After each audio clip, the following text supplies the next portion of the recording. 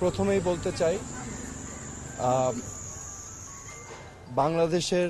মুক্তিযুদ্ধ নেতৃত্বদানকারী বাংলাদেশের প্রথম প্রধানমন্ত্রী তাজউদ্দিন আহমেদ এবং সৈয়দা জোহরা তাজউদ্দিনের সন্তান এবং আমি নিজেই একজন রাজনীতিবিদ হিসেবে আমি 2 টার্ম বাংলাদেশ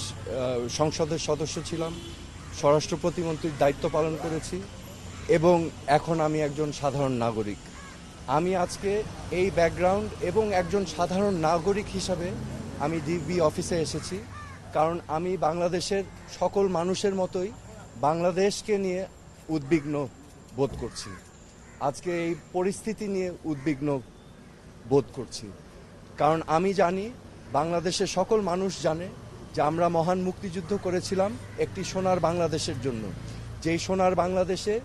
ন্যায় বিচার থাকবে, যেই সোনার বাংলাদেশে মেধা দিয়েই যাচাই হবে যোগ্যতা,